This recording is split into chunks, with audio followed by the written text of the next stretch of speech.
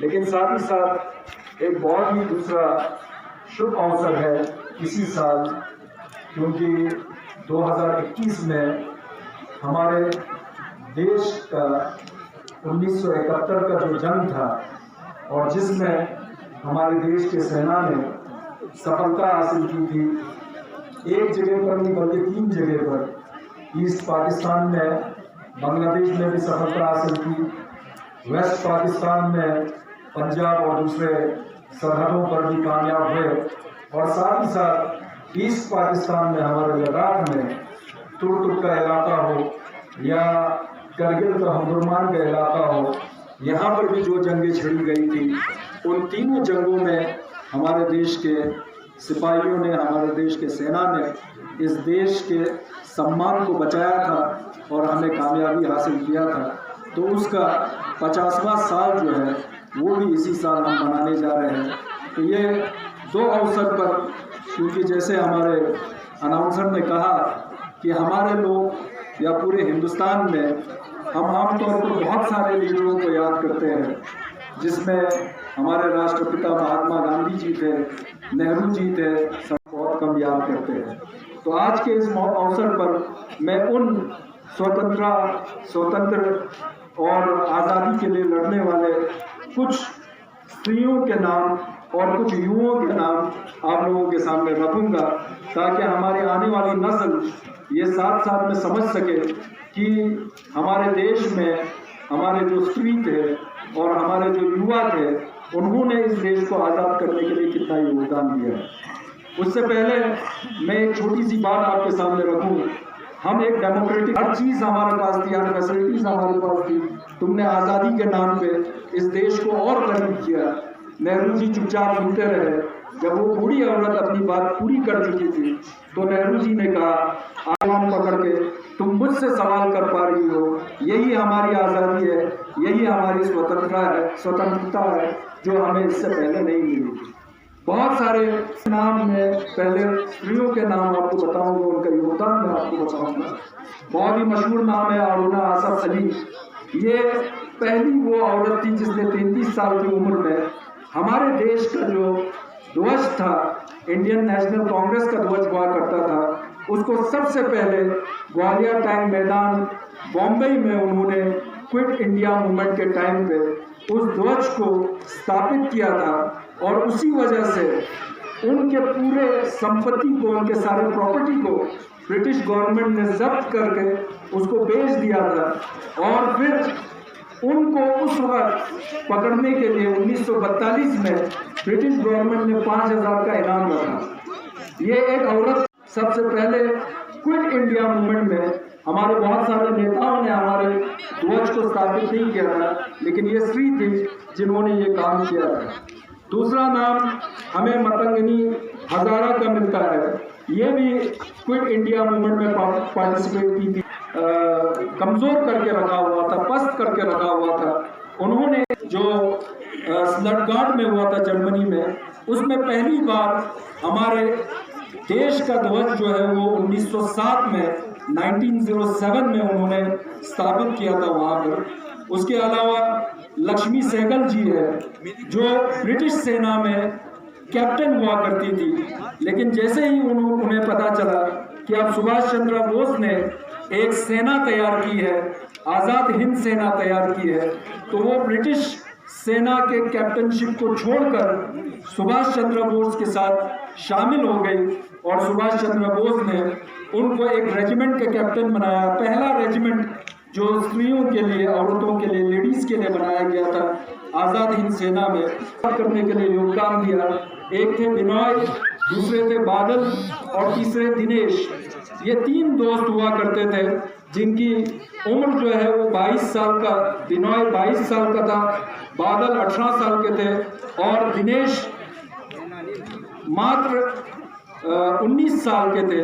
ये तीनों ने एक प्रोग्राम बनाया ब्रिटिश हुकूमत के खिलाफ, और इन्होंने ये डिसाइड किया, क्योंकि बंगाल के अंदर बहुत ज़्यादा इनका अत्याचार हुआ था, तो बंगाल के उस वक्त के ब्रिटिश के inspector general of police कॉलोनल NS Simpson को इन्होंने मारने का एक प्लान बनाया, एक कॉन्स्पिरेसी बनाया।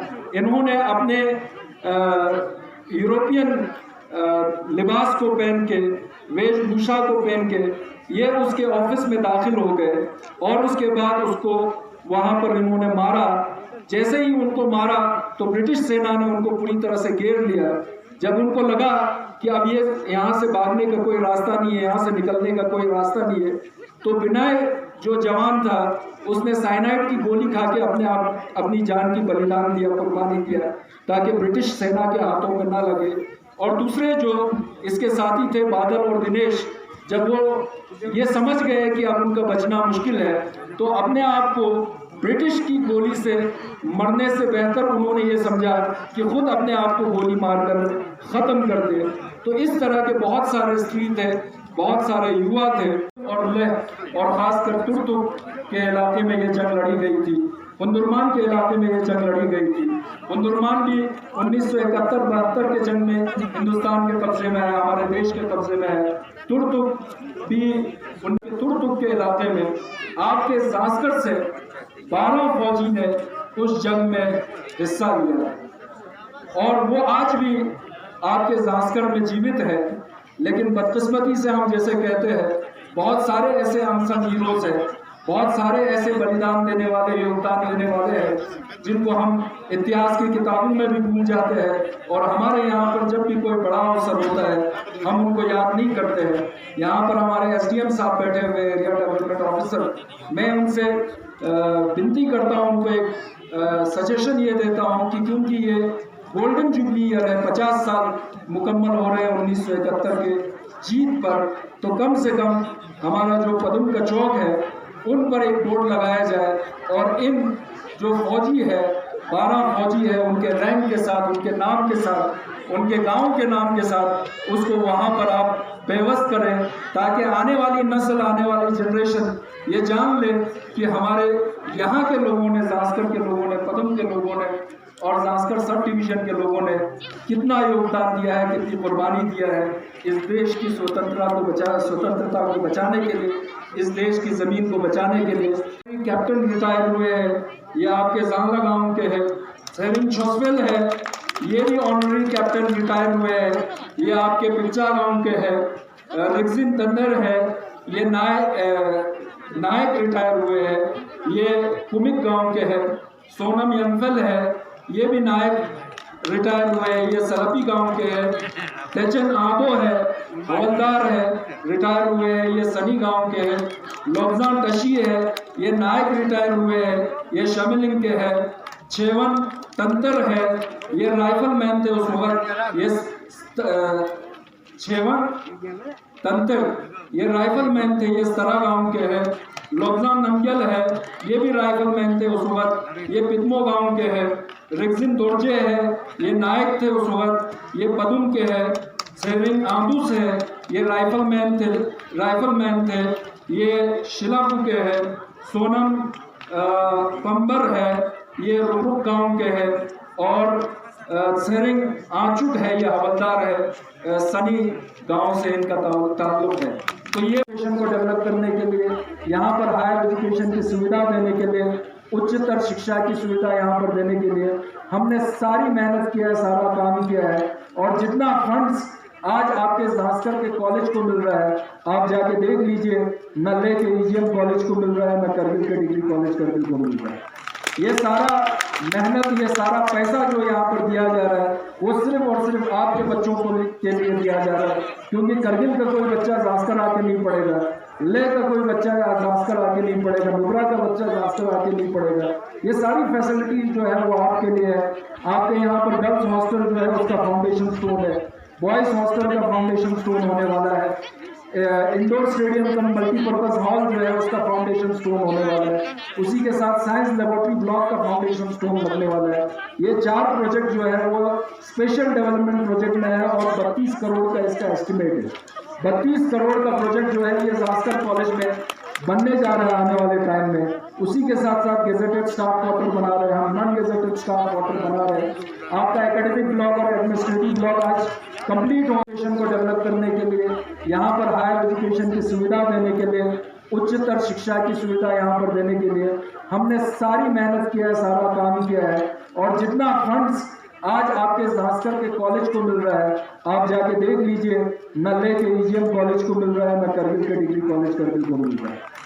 ये सारा मेहनत, ये सारा पैसा जो यहाँ पर दिया जा रहा है वो सिर्फ और सिर्फ आपके बच्चों को के लिए दिया जा रहा है, क्योंकि करगिल का कोई बच्चा जास्कर आके नहीं पढ़ेगा, ले का कोई बच्चा जास्कर आके नहीं पढ़ेगा, नुब्रा का बच्चा जास्कर आके नहीं पढ़ेगा। ये सारी फैसिलिटीज जो है वो आपके लिए है। आपके यहाँ पर गर्ल्स हॉस्टल जो है उसका फाउंडेशन स्टोन है, बॉयज हॉस्टल का फाउंडेशन स्टोन होने वाला है, इंडोर स्टेडियम का मल्टीपर्पज हॉल जो है उसका फाउंडेशन स्टोन होने वाला है, उसी के साथ साइंस लेबोरेटरी ब्लॉक का फाउंडेशन स्टोन लगने वाला है। ये 4 प्रोजेक्ट जो है वो स्पेशल डेवलपमेंट प्रोजेक्ट में है और 32 करोड़ का इसका एस्टिमेट है।